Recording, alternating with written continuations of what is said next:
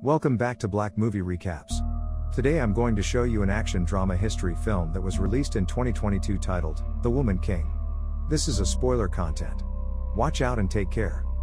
West Africa, 1823, an opening crawl states that the Kingdom of Dahomey has crowned a young king, Gezo. Their enemies, the Oyo Empire, have teamed up with the Mahi people to raid and capture Dahomey villagers and give them to European slave traders, an evil trade that has pulled both nations into a vicious circle.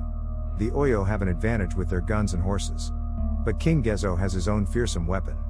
The Dahomey have a group of female Amazon warriors, the Agojia, led by General Nanisca, who are set to protect their kingdom. These warriors are all that stand between Oyo and Dahomey's annihilation. The Agojia infiltrate a Mahi village, slaughtering the soldiers before coming across the captured villagers and freeing them. In the morning, the Agojia mourn their dead and escort the captives back home. The people of Dahomey jubilates as their captured relatives return back to them. The warriors return home, where Gezo considers Nanisca to be his most trusted soldier. A young woman, Nyawi, goes to the market with a friend. One vendor tells her to inform her mother about the payment of her wedding dress. Much to her surprise, on her way home, his siblings inform her there's a rich man waiting for her. She is brought to a man who would marry her, even though he is older and brutish. When Nyawi doesn't respond to the man, he slaps her, and she responds by pushing him hard enough for him to fall over. He is angered and refuses to marry her. Nyawi's father brings her to the Agojia and offers her to the king to be taken as a soldier. She is taken in by an Agojia soldier, Izogi. She is shown around the palace, brought to a section where men are not allowed, only Agojia soldiers. Oyo soldiers, led by General Oba Ade, come across the corpses of their comrades. Oba Ade insults them for letting their fellow soldiers get murdered by women, and they plan their next move against Dahomey. Gezo addresses his council to discuss the Oyo threat, and brings forward his tiredness of paying tribute, and being under their shadow for so long. Nanisca also brings up the slave trade and says it casts a dark shadow on their kingdom to be selling off their own people. She proposes that they deal in gold or palm oil for trading.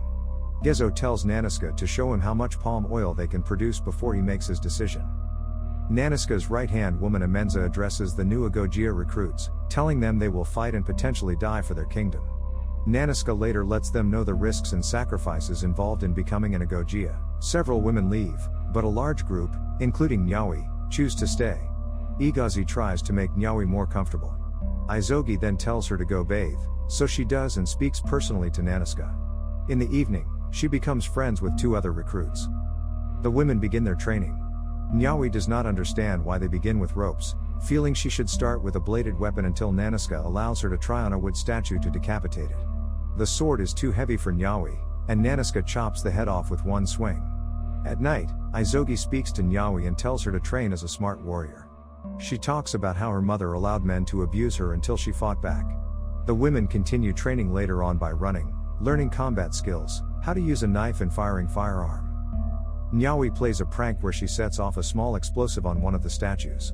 She takes the blame for it as Nanisca chastises her for it. Nyawi challenges Nanisca about why they can't take husbands but male soldiers have wives. Nanisca takes her sword as punishment. Later, Izogi shares her whiskey with Nyawi whilst they chit-chat.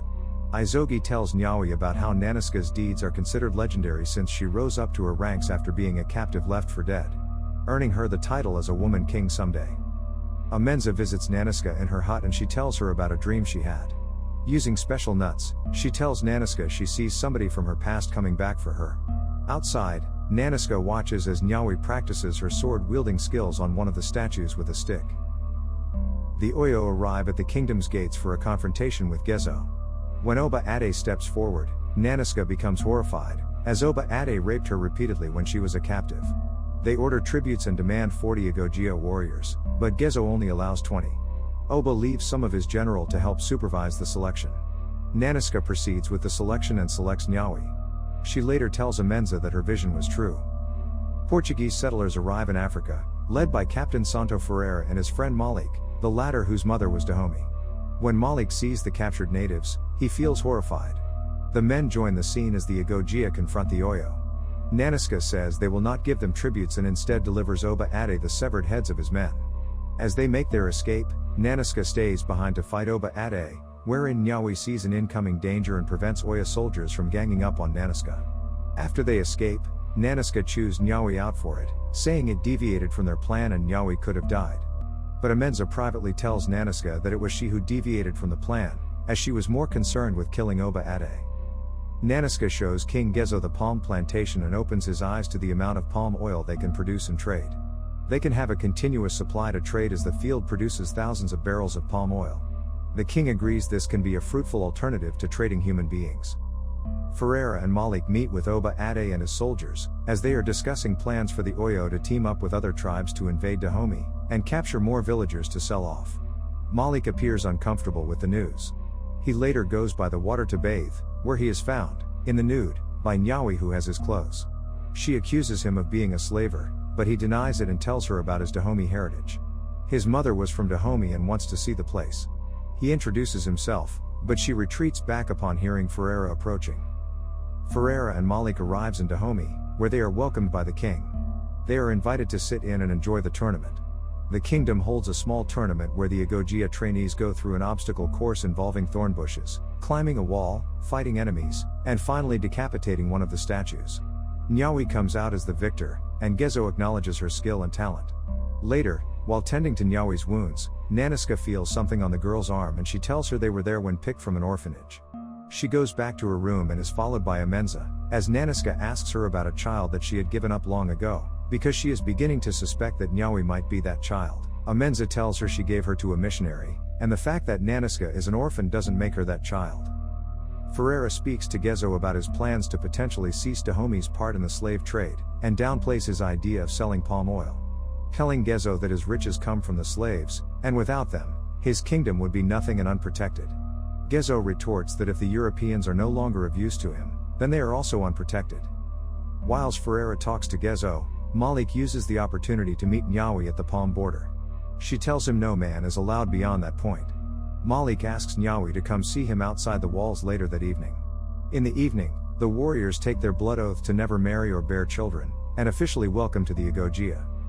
Later that night, Izogi tells Nyawi she senses that she might like Malik after watching them speak discreetly. She tells Nyawi loves makes one weak, and she has given up her dreams of having a family. Nyawi and Malik later meet in secret, where Malik informs her of the plan of the Oyo to team up with other tribes to invade Dahomey. Nyawi gives Malik a totem to keep him safe. When he says that he has nothing to give her, she simply takes one of his knives. Nyawi goes to find Naniska bathing and brings forth her discovery to her. Naniska chastises her for sneaking off for Malik, especially on the night she takes her blood oath. After arguing, Naniska approaches Nyawi and tells her about the baby she gave up. She was a product of rape, and Amenza helped Naniska hide her and give her away. Naniska remembers cutting the child's left arm and sticking a shark tooth in it. Naniska cuts into Nyawi's arm and pulls out the tooth, confirming that Nyawi is indeed her daughter, and therefore the daughter of Oba Ade as well. Nyawi leaves in disbelief. She is devastated upon the discovery.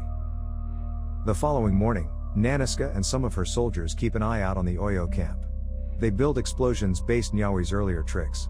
Later that evening, they set fire to their gunpowder and cause multiple explosions and deaths, scaring their horses away and leaving them vulnerable. The Agogia launch an attack, leading to a fierce battle that leaves many Oyo and Agogia dead. Nyawi is knocked out during the battle. The Oyo is defeated and retreats, however some of the women, including Nyawi, were captured after the battle. On a wagon heading away, Nyawi finds out one of her Agogia's binds have come loose, and she encourages her to roll off the cart and run back to Dahomey. While captive, Nyawi later finds out Igazi was also captured, and helps her try to fix her broken arm. The young woman returns to Dahomey and informs Naniska about Nyawi's capture. Gezo promotes Naniska, but she only has the desire to go back to free Nyawi and the captured Agogia. Gezo forbids her from acting any further to invoke his wrath. However, that same evening, Naniska goes behind his back to rescue the others on her own, and later joined by other soldiers. When the European slavers come for the captives, Izogi and Nyawi initiate a fight against them, but Izogi is fatally shot and dies in Nyawi's arms as she wails for her sister. Malik buys Nyawi from Oba Ade. He later goes to visit her and tells her how the captives are bound for England, and he wishes to protect her. They are implied to make love after. Naniska leads the warriors into the Europeans' camp for an attack. They set the captives free, set fire to their camp and attack the men. Nyawi hears of the attack and requests new clothes from Malik to join the attack. Malik turns on Ferreira and frees the captives, causing them to drag him into the water, where they beat him and hold his head underwater until he drowns. Nyawi helps Naniska engage in battle as she finally goes to face off against Oba Ade. The man attempts to beat Naniska, but she overpowers him and impales him, finally killing him. All the European slavers are killed in the battle. Everyone returns home, and Nyawi parts ways with Malik. The Agojia return home with their captives, and Naniska is confronted by Gezo. While he acknowledges that she disobeyed his orders, he is thankful to her for ending the Oyo Empire, as well as the slave trade, and officially promotes her to the title of Woman King. Everyone cheers for her. Nyawi goes to pay tribute to Izogi, and she is joined by Naniska tells her Izogi would prefer a strong liquor to water. She then addresses Nyawi as her daughter. Nyawi finally addresses her as mother, and the two then go join the others to dance in celebration. I hope you enjoyed it. Subscribe to watch more videos like this, turn on notifications and leave a like. It really helps the channel out. Thank you for watching.